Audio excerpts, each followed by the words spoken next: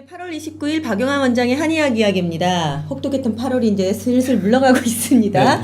비도 내리고 주민지 아침 저녁으로 선선한 바람이 불더라고요. 네, 이제 원장님 이럴 때는 계절이 바뀔 때는 꼭 건강을 주의해야 하는 포인트다 이렇게 생각하면 되죠. 네, 맞습니다. 환절기나 이런 경우 때 건강이 많이 해치는 경우가 많으니까 특히 더 주의하시고 관리를 많이 해주시기 바랍니다. 예, 가을에 보약 먹죠. 많이 먹죠. 예. 이제 찬바람이 완전히 불어서 계절이 바뀌면 네. 그 몸을 보호할 수 있는 약재에 대해서 한번 말씀 나눠야 할 것 같아요. 그죠? 예, 예. 알겠습니다. 다음에는 보약에 대해서 한번 오늘 들어가겠습니다. 주제가 아토피와 건선입니다. 네. 점점 아토피 때문에 괴로워하고 또 아이들 아토피가 생길까봐 걱정하시는 부모님들이 점점 더 많아지신다고 해요. 이제 걱정하는 분들 많이 계실 텐데 네. 오늘 아토피 원인은 무엇이고 어떻게 치료하는지 박용환 원장님께 들어보도록 하겠습니다. 네. 우선 아토피는 왜 생깁니까? 아토피 같은 경우에는 그 이름 자체가 왜 생기는지 모르겠다는 뜻이거든요. 아 그래요? 네. 아토피가? 예. 네. 왜 원인이 뭔지 모르겠다는 뜻입니다. 그것처럼 실제로 어떤 원인인지 지금까지 밝혀지지 않고 예. 단순하게 내 몸의 면역이 떨어지거나 혹은 알러지의 일종으로 보거나 네. 면역이 떨어짐으로 인해서 생기는 자가 면역 질환이거나 이런 식으로 분류는 하고 있습니다만은 정확한 원인은까지는 아직까지 뭐 이것이다라고 뚜렷하게 밝혀진 바는 없고요. 예. 전 세계에서 한 20% 정도까지나 앓고 있다고 할 정도로 요즘은 굉장히 많이 확산되고 있는 추세입니다. 예. 우리나라 사람들이 특별히 좀 많이 앓습니까? 그 통계를 보면은 약간 동아시아권역에 조금 더 많다는 통계가 있습니다만은 네. 점점 갈수록 전 세계적으로 퍼지고 있는 네. 추세라고 하고 있죠. 예. 보통 유전일까봐 걱정들을 많이 하세요. 모든 병에서 유전을 완전히 배제할 수는 없지만 네. 내 몸 자체가 가진 어떤 DNA적이나 어떤 성향 자체가 부모님으로부터 대략 30%는 기본적으로 받고 태어납니다. 예. 그렇기 때문에 배제할 수는 없고요. 하지만 그렇다고 해서 모든 것을 유전 탓으로 돌리기에는 치료할 때는 또 도움이 되지 않기 때문에 예. 그렇고 대신에 내가 그 두드러기나 혹은 아토피 가족력이 있었을 경우에는 네. 자제분이나 혹은 뭐 다른 사람들도 생길 수 있다는 가능성을 염두에 두시고 미리 예방하거나 네. 어떤 그 생활 습관을 실천하고 조금이라도 생겼을 때 네. 그런 예방법들을 미리 실천해서 많이 심하게 생기지 않고 조금 완화시켜 주는 것이 중요하다고 생각합니다. 아, 조금 생겼을 때 완화할 수 있는 방법이 있군요. 뭐든지 초기일 때 네. 어떤 치료를 하냐, 어떻게 관리하냐가 나중에 얼만큼 더 발전시키느냐를 결정하기 때문에 네. 초기일 때 관리를 조금 더 타이트하게 해주시면 나중에 더 심해지지 않고 또 심해지지 않으면 그만큼 치료가 더 빨리 될 수도 있겠죠. 예, 치료 어떻게 하는지 부분에 있어서 좀 더 자세하게 듣겠습니다. 네. 우선 사진 좀 보여주세요. 아토피는 어떤 증상을 보이는지. 보통 이제 괴로워하시는 분들 보면은 이 사진은 발목이네요. 네, 뭐 예. 전신 사진이 여러 가지가 있고 또 아토피 같은 경우에는 제일 두드러지는 그 피부 증상은 습진 양상입니다. 네. 약간 진물이 나고요. 그다음에 제일 큰 그 증상은 가려움이죠. 가려움이죠. 소양증이라고 네, 부르는 네. 가려움 때문에 저렇게 긁어서 생기는데 저렇게 왼쪽 사진처럼 생겨서 삼출물이 튀어나오는 그 상태를 2차 감염이라고 그러는데 네. 1차적으로 가려움이 있고 습진이 생긴 상태로만 유지된다면 아토피는 쉽게 나을 수 있습니다. 오른쪽이 조금 낫고 난 개선되고 상태. 치료된 네. 상황이죠. 네네. 근데 많이 문제는 오전됐네요. 예. 그 가려움 때문에 다른 피부 병과는 틀리게 네. 아토피 같은 경우에는 가려움 때문에 생기는 2차 증상이 계속해서 그 반복을 하게 되는 거죠. 그것 때문에 아토피가 낫기가 힘들고 아토피 자체의 원래 증상은 가려움과 그 다음에 습진 양상으로 보이는 소양증, 네. 그 다음에 주로 2세 이전에는 뭐 얼굴이라든지 태열기로 이렇게 나타나기도 하고요. 네. 2세 이후가 되고 나면은 팔이나 팔꿈치, 접히는 예, 곳. 오금 부위 이런 식으로 네. 접히거나 목이라든지 약간 피부가 그 약한 부위에 많이 생기는 네, 경향이 귀, 있습니다. 뒤 네네. 이런 데 생기죠.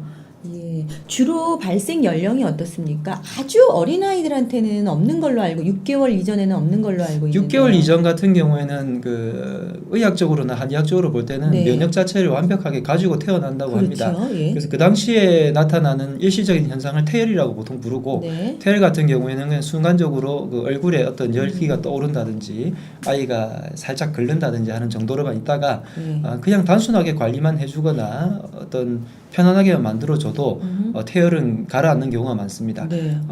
그 이후에 그 영유아기부터 시작해서 성인기 어느 시점이라도 생길 수 있는 게 지금 현재 아토피고요. 네.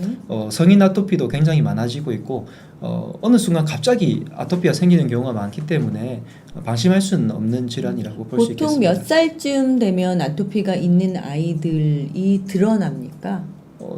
좀 전에 말씀드린 것처럼 언제든지 생길 수가 있기 때문에 네.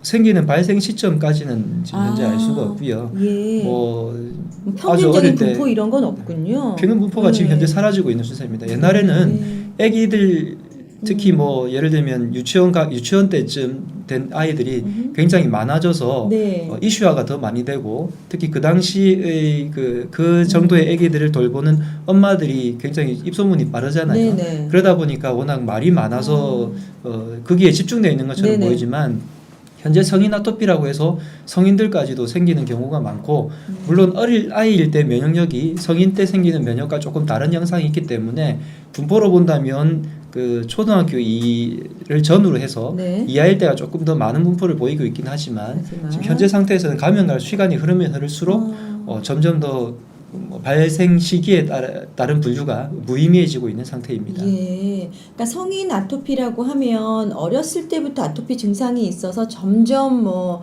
증상이 심해지거나 유지되거나 네. 그런 경우도 있지만 성인이 되어서 네, 발병하는 갑자기 경우도 발병하는 경우도 있습니다. 있다는 말씀이군요. 원인은 정확하게 네, 알 원인 수가 자체도 없고요. 지금 알 수 없고요. 아, 단지 네. 추정하는 원인 중에 하나는 환경적인 요인들이나 네. 식습관이나 알러지 원인들로 살펴보고요. 내과적으로 새는 장 증후군이라고 혹시 들어보셨습니까? 장이 새는 거예요. 예, LGS나 리키거 네. 신드롬이나 새는 장 증후군으로 설명을 하긴 하는데 알러지가 생기는 혹은 자가 면역 질환이 생기는 복합적인 원인을 네. 최신의 그 내장벽 상태로 설명하는 이론이 있습니다. 내장벽에 선모라고 해서 중고등학교 때 배웠을 때 장벽이 있으면 거기에 촘촘하게 예. 선모들이나 털들이 많이 나 있는 네. 그 사진들을 보셨을 건데 영양소들이 충분하게 흡수될 만한 정도의 크기로 우리가 잘게 부수고 소화된 상태로 들어오게 되어서 장벽에 들어오게 되면 얘네들이 흡수돼 가지고 내 몸에서 쓰는 영양분이 됩니다. 네. 근데 그렇지 않고 독소들이 내려왔을 경우에는 여기서 스스로 방어를 해서 아. 얘네들 흡수하지 않고 다시 바깥으로 내보내야 되는데 이런 것을 걸러지는군요. 예. 뭐 방어 기전 혹은 해독 기전 여러 가지로 설명을 하는데요. 네. 근데 이 어느 날 이 장벽 자체가 흐물어져 가지고 이렇게 엉성하게 돼 있거나 장벽이 파괴되어 있는 경우에는 어떻게 되겠습니까? 조그만 것들은 당연히 들어오게 되겠지만 아주 그 거대 분자나 네. 나쁜 분자들 그 다음에 독소들 이런 것들도 여과 없이 들어오게 된단 말이죠. 그럼 이런 것들이 몸속으로 들어옴에 따라 가지고 내 몸에서는 자연적으로 면역 반응을 일으키게 됩니다. 네. 나쁜 것이 들어왔기 때문에 정상적인 반응이 일어나게 되는데 조금만 영양소가 흡수될 때는 그다지 큰 면역 반응이 일어나지 않다가 네. 아주 독소 물질들이 대거 유입될 경우에 면역 반응이 갑자기 일어나게 되는 거죠. 이때 여러 가지 증상들이 내 몸에서 코로 드러나는 경우에는 비염이 생기게 되고 다른 장기를 파괴했을 경우에는 뭐 예를 들면 인슐린 호르몬 체계를 방해했을 경우에는 당뇨병이 생기게 되고 네. 지금처럼 피부 장벽을 파괴했을 경우에는 아토피 피부염이나 지금 말씀드리는 건선이나 예. 이런 식으로 다른 피부 장벽을 깨뜨리는 증상으로 발생하게 되는 거죠. 이런 것들을 면역하고 다 관계가 있는 거군요. 네. 이런 것들을 그 새는 장 증후군이라고 해서 장 자체가 샌다는 것으로 보기도 하고요. 그러면 이 장벽이 왜 깨졌느냐 하는 것을 또 원인을 더 파고 들어가게 네. 되면 조금 전에 드렸듯이 환경적인 요인, 뭐 주변의 페인트라든지 요즘 환경 호르몬이 굉장히 많아지고 있는 추세이기 때문에 그다음에 그 환경 요인을 우리 몸속에 집어넣는 식습관, 특히 튀김이라든지 요즘 기름지는 식감, 굉장히 인스턴트? 그 인스턴트에 들어가 있는 식품 첨가물에 대해서 혹은 유전자 조작 그 음식들에 대해서 말들이 많지 않습니까? 네. 그런 것들이 들어오게 된다든지 그다음에 스트레스 종류가 옛날과는 조금 양상이 틀리죠. 요즘 현대 사회에 그러니까 네. 100년 전의 스트레스 양상과 현대 사회의 스트레스 예, 양상이 조금 다르겠죠. 틀린데 조금 예민해지는 그런 스트레스 양상 자체가 조금 문제가 되지 않나라는 추정을 하고요. 예. 실제로 제 아이 같은 경우에도 아토피가 조금 있는 편입니다. 아, 정말요? 예, 아주 어렸을 때 태열처럼 있다가 그것이 전신 아토피로 처음에 나타나더라고요. 근데 그 당시에는 제가 한약도 쓰고 케어를 해서 일단 훅 깔아앉힌 다음에 6살 때쯤이죠. 그때 유치원 같은 곳을 들어가게 됐습니다. 근데 그 새로 생긴 유치원이었어요.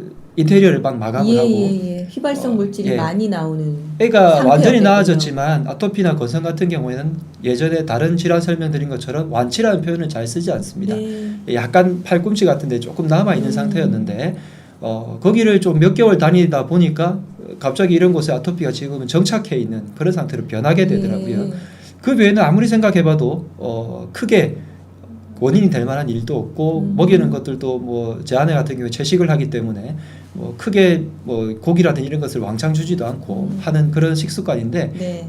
조금은 더 생기게 되어서 지금 또 다른 식으로 케어를 하고 있지만 어쨌든 환경적인 요인도 무시할 수 없고 그 다음에 먹는 음식 같은 경우에 옛날에 비해서 어쨌든 많이 변해서 아까 전 세계 인구의 20% 가까이라고 했는데 이렇게까지 많이 생길 만한 이유가 사실은 없거든요. 네. 뭔가 그런 면에서는 옛날과 비교했을 때 그런 스트레스에 좀 예민한 스트레스, 그 다음에 환경적인 요인 뭐 이런 것들이 좀 겹쳐져서 내부의 장벽을 내부의 내장적인 장벽들을 아까 말씀드린 것처럼 파괴하지 않나라고 추정을 하고 있습니다. 예.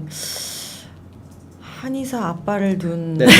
자녀도 아토피를 완치는 못하는군요. 그래도 다행히 어느 정도 케어할 정도는 되고요. 예, 그러네요. 그 음식 말씀하셨는데 그 우리 이 PD님 그 사진 좀 보여주세요. 제가 아까 그거 보고 먹고 싶어가지고 혼났어요. 이런 음식들 안 되는 거죠. 그렇죠. 많이 먹으면 이런 음식들이 네. 일종의 그 내부의 그 섬모, 네. 내부 장기 장벽 자체를 좀 파괴시키는 것들이 많이 함유되어 있죠. 식품 첨가물들. 아주 간단하게 말씀을 드리자면 네. 먹자마자 내 입에서 확 당기는 음식. 네. 달고 예. 뭔가 이게 넣었을 때 고소하고 너무 맛있어라는 이런 생각이 드는 음식들 자체가 예. 튀김들. 그다음에 아주 단 음식들. 그 바삭바삭한 예. 과자. 소금기가 조금 지나친 음식들. 네, 네. 이런 것들이 생각보다 많이 당기게 되거든요. 그런 음식들을 조금 주의한다고 생각하시면 좀 편하겠습니다. 네. 대신에 담백하거나 그다음에 씹기가 좀 거칠고 옛날에 우리가 그 시조나 이런 데 보면 거친 음식들이라 표현되어 있는 네. 그런 음식들, 섬유질이 많고 식이섬유가 많고 당장의 맛은 없으나 음미했을 때는 조금 그래도 맛이 느껴지는 그런 음식들이 좋다고 되어 있습니다. 보리밥에 된장찌개도 맛있는데 나. 물론 그렇죠. 예. 치료 어떻게 하는지 가장 궁금하실 거예요. 예. 치료 어떻게 합니까? 이 아토피 단계가 여러 가지가 있을 건데 보통 초기에 가려움만 있는 단계, 그 다음에 염증이 생기는 단계, 네. 그 다음에 염증 자체가 퍼져가지고 이런 것들이 이제 본격적으로 긁고 삼출물, 진물이 많이 나가지고 생기는 단계, 그 다음에 퇴선하라고 해서 각질이 아예 생겨버린 여러 가지 이런 보통 3가지에서 5가지 정도의 네. 단계로 나누게 됩니다. 초기 단계일 때의 단계는 일단 보습 치료 위주로 하고 먼저 양방에 대해서 설명을 드려야 되겠네요. 양방 치료에서는 대부분 다 스테로이드제나 면역 억제하는 제제들을 많이 쓰게 됩니다. 네. 그렇게 해서 그 일시적으로 우리 몸의 면역 자체가 튀어오르는 것들을 조금 막아주는 치료를 많이 하게 되고, 네. 근데 문제는 이런 상태를 유지를 했다가 내 스스로의 면역이 안정화되면은 치료가 되어버리는데, 그러지 않았을 경우에는 면역을 억지로 눌러놨기 때문에 오히려 안정화되기 전에 이런 억제제를 싹 걷어냈을 때 보통 스테로이드제라고 이야기를 많이 하는데요. 그런 것들을 치료를 중단했을 때 눌러놨던 것들이 더 심하게 튀어오를 리바운딩 현상이 많이 생기게 됩니다. 예. 그렇기 때문에 이때 처치를 더 곤란하게 되는 경우가 많고요. 그런 경우에는 어쨌든 피부과 의사 선생님과 치료를 담당한 한의사 선생님 간의 긴밀한 공조관계가 조금 더 필요하다고 생각을 합니다. 그 다음에 한의학에서는 염증이 생기는 그 단계부터 본격적으로 치료를 하게 되는데 염증 치료를 하게 되고요. 그 다음에 아까 말씀드린 장벽을 복구하게 되는 내부의 장벽을 복구하게 되는 면역 치료를 하게 됩니다. 이 염증 치료는 겉에서 하는 치료가 중요하기 때문에 침 치료라든지 그 다음에 아로마라든지 기타 보습제들을 치료? 예. 많이 권하게 되는데 보습 자체가 치료를 하게 만드는 건 아니고 보습이 안 되게 되면 특히나 건조했을 때 더 많이 생기는 아토피가 7-80% 되고요. 네. 지금처럼 여름에 습기가 생겼을 때 더 심해져 열성 아토피도 또 20-30%가 됩니다. 종류가 다릅니까? 약간 완전히? 틀립니다. 예. 근데 대부분 다 건조했을 때 생기는 게 많고요. 네. 물론 열성 아토피다 하더라도 겉에는 습한데 내 몸의 피부가 건조하기 때문에 생기는 아토피가 기본이기 때문에 네. 보습 관계를 굉장히 중요하게 여깁니다. 그래서 보습이 되지 않으면 애들이 더 많이 괴로워하고 예. 괴로움이 그 가려움으로 나타나기 때문에 당연히 긁게 되면 2차 감염이 일어나고 2차 감염이 일어나면 그 다음 단계로 진행이 되기 때문에 이 단계에서 적절하게 막아서 치료를 빨리 해주는 게 중요하고요. 예. 이 단계에서는 면역 안정화 정도의 치료만으로 한약으로 복용하게 돼도 일단은 가려움이나 증상이 이런 것들이 많이 줄게 됩니다. 그 다음 단계로 넘어가게 되면 면역을 단순하게 안정화시키는 것뿐만이 아니라 내 몸 자체의 염증 자체를 치료하기 위해서 염증약에 해당하는 약물들을 많이 투여하게 될 거고 네.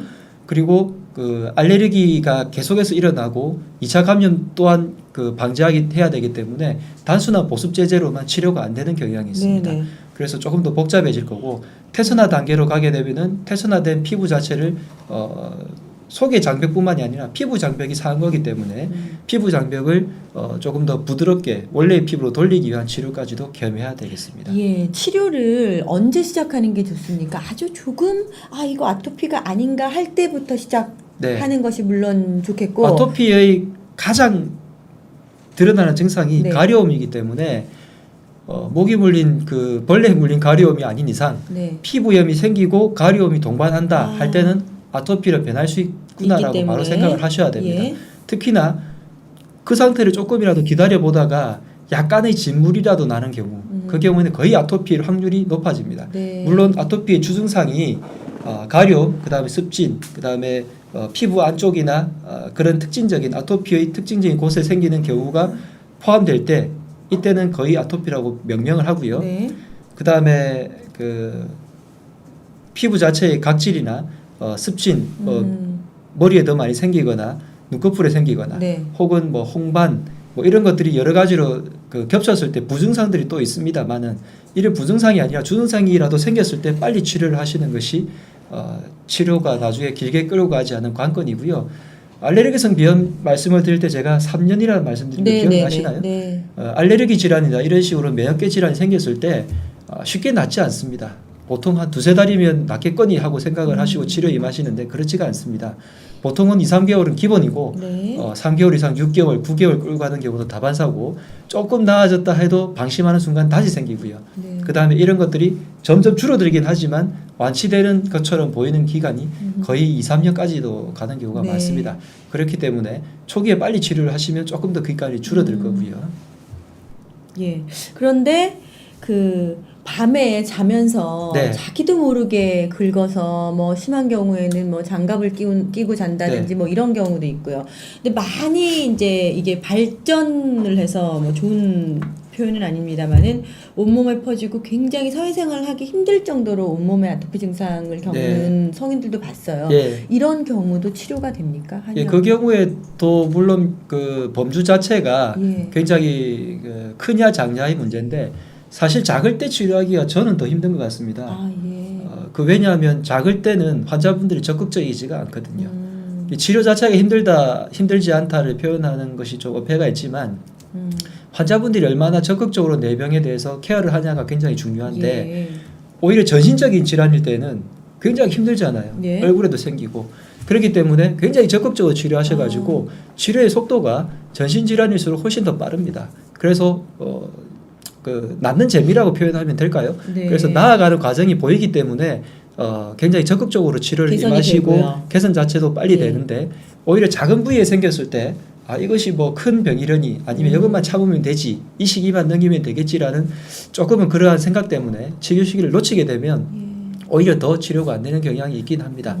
그리고 부위가 많든 적든 간에 치료를 하게 되면 계속해서 그런 내 몸에 맞는 치료 자체가 적당하게 들어가게 되면 점점 줄고요. 예.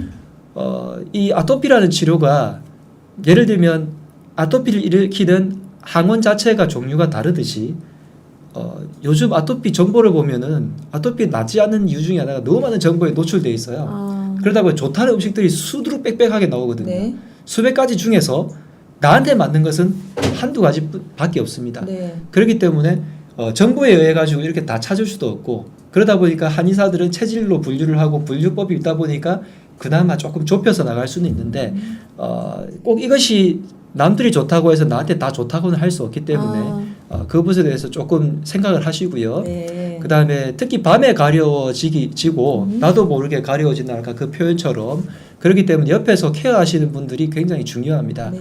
특히 아이일수록 어린아이일수록 옆에서 케어하게 되는데 저는 아토피를 치료할 때 부모님이 데리고 오시면 항상 아이보다 부모님 상담을 더 하게 되는데 왜 그러냐면 아이는 아이대로 괴롭겠지만 부모는 부모대로 괴로운 게 네. 많거든요. 그래서 너무나 부모님들이 사실 지치게 됩니다. 지치다 보면 포기하시게 되고 밤중에 가려운 것을 케어하다 보면 밤을 새기도 하고 아주 힘든 경우가 많고 또 지켜보는 그 마음 자체가 굉장히 힘들지 않습니까? 네. 그러다 보면 어느 순간 짜증도 나게 되고 그 지치게 되는 경향이 많기 때문에 부모님들이 힘을 내시고 오히려 낮 시간에 조금 더 주무시고 체력을 기르시고 부모님들 체력을 기르는 게 우선이라고 말할 정도로 어쨌든 좀 힘든 네. 질환이기 때문에 다 힘을 좀 내주시고 그다음에 밤에 특히 더 심해지는 것은 이 면역 자체가 안정화되는 시기가 밤중에 살짝 그 요동을 칩니다. 그렇기 때문에 밤중에 더 심해지고 한의학적으로는 아토피는 화의 기운이기 때문에 밤에 그 갑자기 그 차가운 기운이 몰리게 되면 피부에서 변화를 굉장히 힘들어하게 됩니다. 예. 그렇기 때문에 밤중에 더 심해진다고 표현을 하고 실제로 그게 그 어혈이라고 부르는 피의 혈액 순환이나 아토피가 주로 보면 팔꿈치, 목 이런 부분에 림프절들이 많은 부분에 생기게 되는데 독소가 잘 빠져나가지 않다 생기는 문제이기 때문에 네. 독소를 배출해 나가기 위한 활동이 활발해지면서 또 안정화되어야 되는 그 시기인 밤에 더 심해지게 되는 것이 또 특징입니다. 예. 밤에 그냥 아무것도 안 하고 누워 있기 때문에 느끼는 게 아니라 실제로 밤에 가려움이 더 심하게 되는 거군요. 자, 그러면 건선으로 넘어가 볼까요? 네. 건선은 아토피하고 원인이 다릅니까? 원인 자체도 건선도 지금 명확하게 이런 네. 원인이다. 이것 때문에 생긴다는 게 없고요. 건선은 그 분포가 아토피가 대략 뭐 20% 내외로 생긴다고 하면 네. 건선 같은 경우에는 1~2% 정도 생긴다고 되어 있는데 예. 원인 자체는 정확하지는 않고 양상이 아토피와는 조금 틀리게 나타나고요. 네. 아토피가 염증이 생기고. 되고 가려움이 심하고 습진 양상이라면 네. 건선 같은 경우에는 염증이 동반되면서 각질화가 빨리 일어나게 되고 상대적으로 가려움은 조금 적습니다. 그리고 생기는 부위가 아토피가 안쪽에 연약한 피부, 림프절들이 많고 그런 부위에 많이 생긴다면 건선 같은 경우에는 팔꿈치, 무릎이나 이런 약간 바깥쪽 혹은 배, 예. 등, 그다음에 머리 이런 쪽으로 조금 더 생기고요. 제일 많이 생기는 부위가 팔꿈치와 무릎 주변으로 되어 있는 것처럼 그래서 이제 굳이 음양으로 나누자면 아토피는 약간 음적인 병이고 건선은 약간 양적인 병으로 분류는 하고 있습니다. 각질이 잘 생기는 곳에 더 많이 생기는군요. 네, 네. 증상 한번 볼까요? 건선도 사진이 있던데요. 사진 보여주세요. 네, 지금 보시는 저기는 것처럼 부위가 배 쪽 부위죠. 배군요. 지금 보시는 것처럼 예. 각질화가 많이 일어나는 나왔어요. 것이 예. 건선의 특징이고요. 건선 자체는 사실 괴로운 질환은 아닙니다.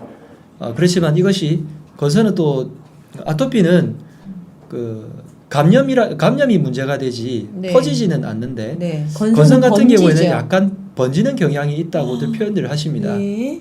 그래서 조그만 부위 생겼는데 한두 달 만에 갑자기 전신 양상으로 이렇게 퍼져가지고 그것이 괴롭게 되고 예. 안 보이는 부위면 상관이 없는데 특히 여름철에 바깥에 보이는 부위나 얼굴로 침범하는 경우가 대다수이기 때문에 네. 그래서 건선 같은 경우에는 보이는 것 때문에 좀 괴로워를 하시죠. 그 피부에 쉽게 말하면 뭐 곰팡이균 같은 거 있어서 퍼지는 경우 있잖아요. 그거 예. 건선하고 같은 조금 건가요? 틀리고요. 좀 다르네요. 곰팡이균들은 그 표피성 곰팡이 뭐 이런 식으로 요즘 그 곰팡이, 사마귀 뭐 이런 네네. 식으로 해서 많이 생기게 되는데 그것과는 건선이 조금 틀린데 네. 사실 이 피부염들이 아토피도 그렇고 건선도 그렇고 초기에는 정확하게 아토피다 건선이다 진단을 못하는 경우가 많은 것이 옛날에는 약간 그 건선 같은 경우에는 이 모양이 정해져 있다 이런 식으로 건선을 분류하는 기준이 있었는데 예. 요즘은 피부병들도 발전은 하나 봐요. 그러면서 옛날과 기준하고는 달라져요. 조금 이상하게 여기에 포함이 되지 않는데 건선에 포함될 듯한 양상으로 나타나다가 충분히 진행이 되고 나서야 이게 알고 보니 건선이었다는 경우도 많고 아토피였다는 경우도 많기 때문에 초기에 어떤 진단 가지고 모자란 경우도 상당히 많아졌습니다. 그 옛날 어른들이 말하는 부스럼은 예, 부스럼은 그냥 단순하게 부스럼이고 그냥 그 같은 각질되는 경우에는 거군요. 대부분 다 영양 부족에 의해서 예. 생기는 거기 때문에 예. 영양만 어느 정도 보충해줘도 바로 좋아지는 게 부스럼이고요. 예, 그렇군요. 보통 조금 피부에 문제가 생겼을 때는 네. 뭐 처방이 필요 없는 간단한 연고 같은 거 네. 약국에서 사서 바르잖아요. 그게 도움이 됩니까? 아까 말씀드린 단순한 보습제 같은 경우에 당연히 도움이 되고요. 예. 대신에 이제 면역 억제제나 스테로이드제, 그다음에 기타 뭐 항히스타민제 같은 경우 제가 좀 전에 말씀드린 것들은 전문 피부과 선생님들, 양방의 피부과 선생님들께 처방을 받아야 되는 거지만 거죠. 예. 일부 약들 같은 경우에 약국에서 처방이 되는 경우가 간혹 있습니다. 그런 경우에 조심하셔야 되고요. 예. 보습제 한 번 바르면 계속 발라야 하거나 아니면 더 많이 그러니까 내성이나 뭐 그러니까 그 이렇게 내성을 스테로이드제라 하더라도 이거 뭐 양방 경력이라 제가 다 설명드리기 좀 곤란하지만 네. 세기가 굉장히 다양합니다. 1단계부터 100단계까지. 그럼 네. 그것을 피부과 의사 선생님과 굉장히 면밀하게 네. 강도를 조절해 가면서 부위와 범위, 바르는 양 이런 것들 조절해야 되는데 네. 그렇지 않고 연고가 있으면 일단 연고가 좋다고 하면 사람들의 성향이 저라도 그렇겠습니다. 많이 바르게 돼 있거든요. 예. 그러다 보니까 욕심 때문에 생기는 연고제 리바운드 현상이 많습니다. 사용은 피부과 전문의 선생님하고 상담하고 조절을 하는 예, 것이 예, 올바른 예. 사용 방법이다. 한약에서는 그런 억제제가 들어있지 않고 호르몬제가 네, 들어있지 네, 네. 않은 단순한 보습제, 그다음에 그 염증 치료제, 어성초라든지 이런 것들이 들어간 네. 염증 치료제들이 많아서 그냥 자연적으로 피부 장벽을 개선시키는 네, 그런 네. 약들 위주이기 때문에 그러면 알고 사용하셔야 아토피의 경우, 되겠습니다. 건선의 경우 원장님은 어떤 약제로 어떻게 치료하세요? 아토피의 경우에는 염증 치료할 때는 어성초라 300초 이런 식의 염증 치료제를 많이 쓰고요. 네. 그다음 열 조절을 하기 위해서 황련한백 같은 약들을 쓰기도 합니다. 그다음 면역을 치료하기 위해서 인삼이나 황기 뭐 이런 식의 약제들을 적절하게 처방을 하고 네. 그 안에서 가려움이나 이런 것 때문에 창이자라든지 뭐 기타 이런 약제들을 첨가를 해서 아토피를 치료하고요. 건선 같은 경우에는 아토피에 비해서 상대적으로 치료는 조금 더 편한 편입니다. 네. 그리고 약간 영양적인 부분이라든지 그 과로 그다음에 스트레스 이런 것들을 조절해 주는 약제들만 들어가게 되어도 네. 건선이 상당히 치료가 조금 잘 되는 편이고요. 그런 면에서 치료법을 좀 구분해서 치료를 하게 됩니다. 그러니까 건선이 약간의 영양 결핍이거나 스트레스 피곤해서 생긴다는 말이 맞군요. 예, 영양 결핍까지는 아니더라도 영양의 불균이라 표현 드리면 될 것 같고요. 보통 무엇을 먹으면 좋겠냐는 네. 질문들이 상당히 많습니다. 다음 근데 질문이었어요. 예. 문제는 이런 경우에 무엇을 먹어서 좋냐는 것보다 무엇을 먹어서 안 좋은 것들은 여러분들이 다 아실 겁니다. 이런 것들을 막는 것이 더 우선입니다. 인스턴트 예. 식품이요. 특히나 예를 들면 조금 있으면 추석인데 네. 추석 때 튀김 음식이 상당히 많지 않습니까? 네. 그런 경우에 튀김 음식들을 많이 먹게 되면 건선이나 이런 것들이 더 심하게 되기도 합니다. 그다음에 추석 때 애들 같은 경우에 간식을 사주고 과자 사주고 뭐 이러지 않습니까? 네. 아이스크림도 먹이고요. 그렇게 됐을 때 아토피도 더 심해지고 소양감도 더 심해집니다. 내가 먹는 음식들이 매일마다 쌓여가지고 한 달 동안 좋게 만들어 놔도 하루 이틀 갑자기 그런 것을 먹음으로 해서 지금까지 치료했던 것들이 와르르 무너지는 경우가 다반수이기 때문에 무엇을 먹어서 좋냐는 그런 것들의 정보를 찾기보다는 내 아이에게 혹은 내 자신에게 이런 것들을 먹었을 때 알레르기 반응이 심하게 나타나는구나. 그러면 이것을 먹지 말아야지. 밀가루 음식 뭐 이런 것들도 다 마찬가지입니다. 대신 밀가루를 먹어서 그런 문제가 안 일어난다면 드셔도 됩니다. 그러니까 너무 민감하게 반응하지 마시고 돼지고기, 밀가루, 뭐 유제품 이런 것들에 대해서 정보는 굉장히 많지만 나한테 또 실험을 해보시고 그것이 맞으면 굳이 제한을 하실 필요는 없고요. 왜냐하면 이런 것들 자꾸 제한하다 보면 오히려 영양 불균형이 또 생겨서 다른 네. 병으로 발전하는 경우도 있기 때문에 그런 조언을 좀 드리고 싶습니다. 보통 아이가 아토피가 있거나 피부 질환이 있을 때 왜 그 사람의 몸이나 이런 그 옷 같은 데는 아주 정상적인 양의 진드기나 네, 먼지가 네. 포함되어 있잖아요. 네. 근데 건강할 때는 상관이 없는데 면역이 약해지거나 피부에 문제가 있을 때는 그게 닿으면 더 가렵거나 문제가 생기잖아요. 예. 그래서 어린아이들의 옷을 주로 삶는단 말이에요. 예, 근데 맞습니다. 한의학적으로 너무 삶거나 너무 깨끗하게 하는 것이 좋지 않다는 얘기도 제가 들은 적이 있는데 어떻습니까? 너무 깨끗하다는 것은 요즘에 소독제를 얘기하는 거고요. 아, 예. 처음 갓 어떻게 태어난 아이들? 만들었을 때 네. 옷이라든지 갓 만들었을 때 생기는 어떤 화학적인 작용들이 많기 때문에 그런 것을 조심하라고 하는 거고, 삶는 경우에는 깨끗한 것이 오히려 좋은 거죠. 예. 그렇기 때문에 그런 식의 깨끗한 것은 좋은 거고, 그다음에 아주 어린 아이들이 그 조금 전에 들으신 거는 아마 갓 태어난 아이에게 새 옷을 주지 말라는 한의학의 옛날에 그 아이 치료법이 있습니다. 네. 아니, 보호법이 있습니다. 네. 그래서 그 뭐 어른이나 다른 사람이 입었던 것을 물려받는 경우가 더 낫다는 것은 신생아가 갑자기 새로운 것을 받아들였을 때 면역이 깨지는 것을 보호하기 위한 보호법이지 예. 지금의 아토피라든지 뭐 그런 것에 해당하는 경우는 아니고요.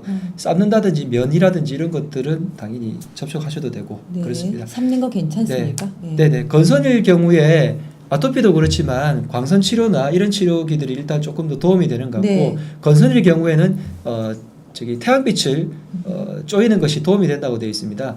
그렇기 때문에 야외 활동을 조금 더 하시고요. 아, 그 다음에 광선 치료기 같은 경우에는 그 치료기가 가시광선을 내 몸에다가 예. 쏘아주는 치료기이기 치료기 좀 때문에 보여주세요. 광선으로 참 치료를 하시더라고요. 네, 이런 광선 예. 치료기 조금 램프처럼 깨지는- 생겼는데. 램프 저 속에 탄소봉이 들어서 네. 그 저 안에서 이제 가시광선을 내뿜게 됩니다. 네. 그러므로 원적외선과 가시광선 때문에 조금 더 회복이 빠른 경우가 있고, 다음에 네. 염증이나 진물 같은 경우에 조금 더 빨리 치료가 되기 때문에 저런 치료나 혹은 보습제, 침 뭐 여러 가지 경우들을 복합적으로 햇빛에 치료를 하고요. 노출되는 거 괜찮은 건선 같은 경우는 오히려 더 도움이 된다고 합니다. 대신에 네. 장기간 노출이라고 하면 또 심하게 하는 경우에는 조심하셔야 되고요. 네. 그다음에 마지막으로 목요법 하나는 꼭 알려드리고 싶은 네. 게 있습니다. 특히 아토피일 경우에 가려움 때문에 생기는데, 우리 몸에서 가려움이 이 피부 겉에서 근육층이 있으면 근육에 열이 남아 있을 경우에 그 가려움이 훨씬 더 심해집니다. 특히 예. 밤에 잘 때 내가 독소를 배출하기 위해서 땀을 흘리거나 운동을 하거나 이런 걸 많이 시키게 되거든요. 그래서 독소를 배출하고 나서 그것을 영양분들을 흡수시키기 위해서 한약을 복용하는 경우가 아토피의 치료법 중에 하나가 있습니다. 그런데 과도하게 땀을 흘리거나 사우나처럼 혹은 운동처럼 흘리고 난 다음에는 이 근육층에 열기가 남아 있고, 피부는 상대적으로 바깥에서 샤워나 이런 걸 해가지고 식혀놨을 경우에 잠자리에 들려고 할 경우에 여기에서 열이 속에 있는 열이 올라와가지고 올라오는군요. 이게 오히려 가려움을 유발할 경우가 간혹 있거든요. 네. 그러기 때문에 이 샤워나 어떤 그 씻고 난 다음에 네. 따뜻한 물로 씻고 혹은 반신욕을 하라고 티칭을 많이 하게 되는데, 네. 그때 근육에 있는 것을 열을 없애주려면 씻고 나온 다음에, 예를 들어 애들 같은 경우에 다 씻은 다음에 그 부위가 가려웠다면 이 부위를 한 1분 정도 지나서 다 닦은 다음에 네. 찬물로 다시 식혀줍니다. 아, 닦은 그다음- 다음에요? 네, 식혀줍니다. 그 다음에 다시 닦고요. 보습제 살짝 바른 다음에 다시 조금 지나고 나서 다시 1분쯤 아니면 몇 초라도 상관없습니다. 시간 간격을 두고 차가운 것으로 다시 식혀주게 그치. 되면 우리가 그 열기를 조금씩 뽑아내 가는 거죠. 예. 그렇게 하다 보면은 자기 전에 가려움을 조금이라도 더 예방할 수 있습니다. 아유, 아이가 물론 그렇다면 우리가 부모님은 좀 힘드시겠어요. 많이 힘들죠. 예. 우리가 목요법을 뭐 보통 우리가 검색을 해보면 너무 많이 시키지 말 것, 뭐 적당히 시킬 것 이런 것들이 네네네. 있는데 이런 방법은 가려움을 조금 더 해소할 수 있는 방법이니까 그런 걸 쓰시고, 반신욕이나 이런 것들을 할 때 한약재들을 집어넣거나 뭐 소금이라든지 아로마라든지 이런 것들을 해가지고 내 몸에 독소를 빠져나가게 하는 그런 목욕을 샤워를 해주시는 것도 도움이 됩니다. 아, 그거 너무 자주 씻지 말라는 것은 맞습니까? 네, 이게 건조하게 하루에 되면 한 번은 씻어야 돼요. 하루에 한 번은 당연히 씻고요. 예. 대신에 이제 목욕을 너무 심하게 해가지고 건조를 더 많이 시키게 되면 어허. 목욕하고 나오면 건조해지잖아요. 네. 그때 관리가 제대로 못해서 건조증이 더 유발되게 되면 가려움이라든지 2차 감염이 더 심해지게 됩니다. 예, 그러니까 목욕은 하루에 한 번 정도 하지만 막 네. 몸이 건조해질 정도로 하지 말고 가볍게 네. 하고, 그리고 보습하면서 속에 있는 열을 빼줄 수 네. 있게 그런 그 방법을 차가운 쓰는 방법을 여러 번 하고 네, 그 보습제를 꼭 바르고 네. 이게 이제 기본적인 네, 예, 거군요. 목욕법입니다. 예, 그러니까 아토피일 때 건선일 때 다 예, 마찬가지. 예, 예. 특히 아토피일 때 가려움이 더 심하기 때문에 조금 전에 그 방법을 제가 설명드린 거고요. 예, 알겠습니다. 오늘 아토피와 건선에 대해서 얘기 나눴습니다. 물론 뭐 성인들도 이런 피부 질환 가지고 계신 분들이 있겠습니다만은 아이들 때문에 또 더 네. 많이 힘들어하시고 부모님들이 이제 걱정하시고 하기 때문에 어린이들의 아토피와 건선이 좀 더 많이 이제 얘기도 들리고 네. 걱정도 된다. 지금 이제 원장님도 그렇게 말씀해 주셨고요. 좀 들으신 분들 도움이 되셨으면 좋겠습니다. 오늘 저 여기까지 하겠습니다. 원장님 고맙습니다. 네, 고맙습니다.